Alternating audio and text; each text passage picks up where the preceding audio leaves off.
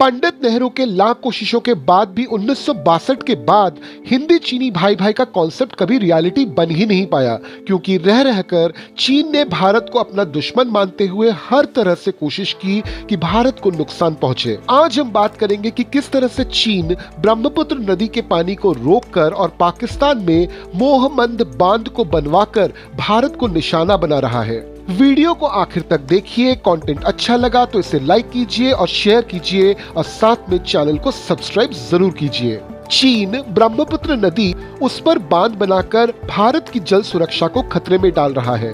2016 में चीन ने ब्रह्मपुत्र के एक सहायक नदी को रोका और 2021 से 2025 के 5 ईयर प्लान्स में 120,000 मेगावाट की हाइड्रो इलेक्ट्रिसिटी प्रोजेक्ट्स को प्राथमिकता दी।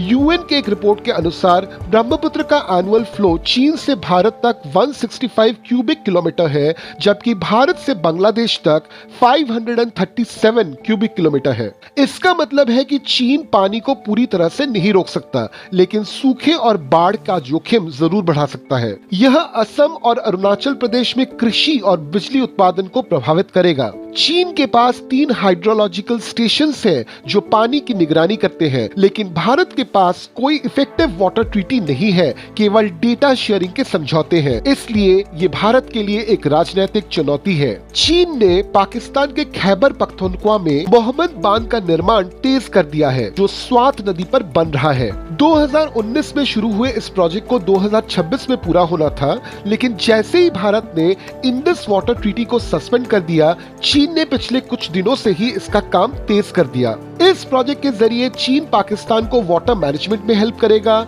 जिससे पाकिस्तान का इंडस वाटर ट्रीटी पर डिपेंडेंट होना कम हो जाएगा। और ऑब्वियसली ये भारत के लिए अच्छी खबर नहीं है, क्योंकि भारत ने इंडस वाटर ट्रीटी के जरिए पाकिस्तान पर अच्छा खासा दबाव बनाया हुआ है। साथ ही ये चीन के स्ट्रिंग ऑफ पर्ल्स रणनीति का हिस्सा है, जिसका उद्देश्य भारत को क्षेत्रीय रूप से घेरना है। इससे पहले कि मैं आगे बढ़ूं, क्या आपने अभी तक इस वीडियो को लाइक करके इस चैनल को सब्सक्राइब किया? दोनों काम झटपट कर लीजिए, क्योंकि मैं अभी आपको बताने वाला हूं कि चीन की इस सोची समझी षड्यंत्र के खिलाफ भारत ने कौन कौन से कदम उठाए हैं। पहला कदम, कूटनीति। भारत को 2002 के डेटा शेयरिंग समझौते को मजबूत करना चाहिए और यूएन जैसे मंचों पर अपनी बात रखनी चाहिए। दूसरा, वाटर मैनेजमेंट। अरुणाचल प्रदेश में ब्रह्मपुत्र पर हाइड्रो इलेक्ट्रिसिटी प्रोजेक्ट्स को बढ़ाकर भारत को अपना दबदबा बढ़ाना चाहिए। तीसरा, रीजनल कोऑर्डिनेशन। भारत अफगानिस्तान के साथ शाहतूत डैम प्रोजेक्ट पर काम कर रहा है, जिस प्रोजेक्ट के बनते ही पाकिस्तान पर दबाव बढ़ जाएगा। साथ ही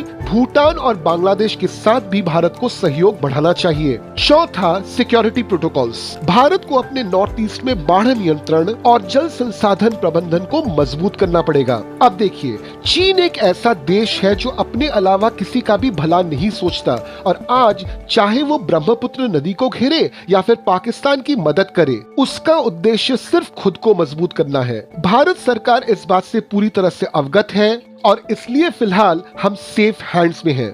चीन के इस रवैये पर भारत सरकार और क्या क्या जवाब दे सकती है, आप हमको कमेंट में जरूर बताइए। चैनल को सब्सक्राइब कर लीजिए। हम वापस आपसे मिलेंगे एक दूसरे वीडियो में एक दूसरे टॉपिक के साथ। जय हिंद।